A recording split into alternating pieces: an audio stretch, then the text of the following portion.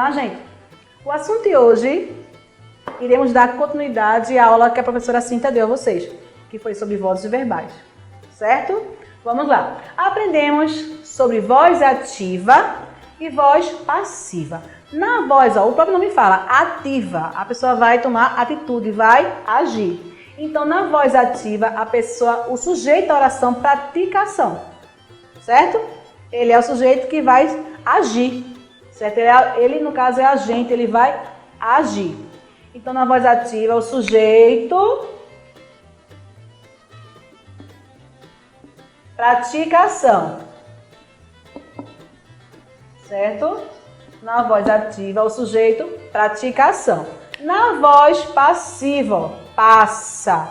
Ele passa pela ação, ele sofre a ação, certo? Então, lembre-se disso. Na ativa, ele age. E na passiva, ele passa pela situação, então ele sofre a ação. Então, na voz passiva, o sujeito, ele vai passar pela ação, certo? Ele vai sofrer a ação. Por exemplo, aqui, ó, nós temos como voz passiva, não é? Analítica e sintética, tá? Na voz passiva analítica, o que acontece? Vai aparecer, tá certo? A forma no particípio, certo?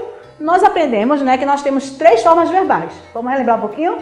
Que é o infinitivo, particípio e gerúndio. É justamente o particípio que nós iremos falar na questão da passiva analítica. Como assim? Se eu falasse a vocês, por exemplo, aqui, ó, o problema era resolvido, esse ido aqui, ó, é o que chamamos de particípio.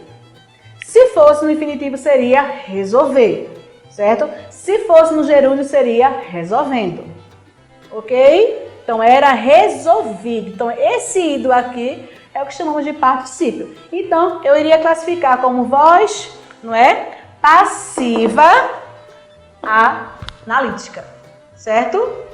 E temos também a sintética. A sintética é mais simples ainda. É só aparecer o quê? A partícula apassivadora, o si, certo? Por exemplo, aluga-se casa. Acabou-se. Tá lá, ó. Aluga-se casa. O que apareceu aqui? A partícula apassivadora, o si. Sempre simples. Outra dica também, sempre irá aparecer na terceira pessoa, que pode ser ou no singular ou no plural. A terceira pessoa do singular é ele ou ela. Do plural, eles ou elas. Simples, simples. Não é isso? Compreenderam? Vamos lá. Então, temos aqui o mais importante, tá? Quando eu for transformar a voz ativa para a voz passiva ou vice-versa, eu não posso esquecer, eu tenho que manter, tá certo? Olha aqui, ó, é importante manter o quê? O mesmo tempo e o mesmo modo verbal, certo? Vamos lá, vamos ver se vocês conseguiram compreender o que é voz ativa e o que é voz passiva. Nós temos aqui, ó, a moça resolvia o problema. Olha pra cá. Então, quem resolvia o problema? Quem era? A moça. Então, observe que ela pratica a ação. Se aqui no sujeito aparece quem pratica a ação, eu terei o que, pessoal? Voz ativa. Olha aqui, não esqueça disso não. Sujeito pratica a ação. Então, eu tenho aqui, ó, voz ativa. Na voz passiva, quem sofre a ação? O sujeito da oração. Vamos lá. E a dica bem importante, tem que manter o quê? Não esquecer de manter o tempo e os modos verbais. Certo? Ou seja, você não vai usar, por exemplo, na ativa vai aparecer sujeito, o pretérito perfeito. Você vai usar pretérito imperfeito? Não vai, porque assim vai estar trocando o tempo verbal. Vamos lá? Aí temos aqui, ó. O problema era resolvido pela moça. Olha só, ela resolvia. Observe que você percebe que dá a ideia de algo repetitivo. Não foi só um problema só, não. Foram vários problemas para poder ela resolver. Certo? Então, ela resolvia.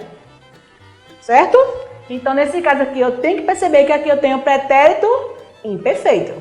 Então, quando eu transformar passiva também tem que aparecer pretérito imperfeito. E o modo qual é? O modo indicativo, tá certo? Vamos lá. Aqui tem assim, ó. O problema era resolvido pela moça. Olha só, era.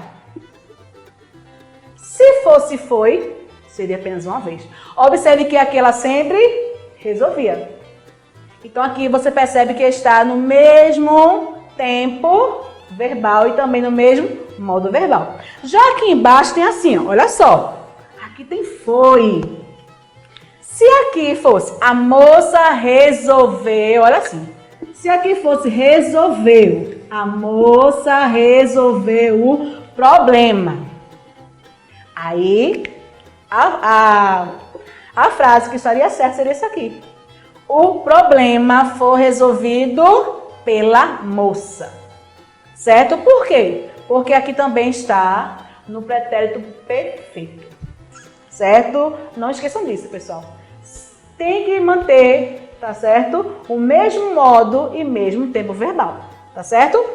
E o mais importante, vai aparecer sempre no particípio, quando pertencer à passiva analítica. Quando não, vai ser passiva sintética, que é quando aparece, olha só, essa partícula aqui, ó, que chamamos de partícula apassivadora, certo? Aí vejam só, observe que no caso, se fosse resolveu, seria certo esse aqui, ó.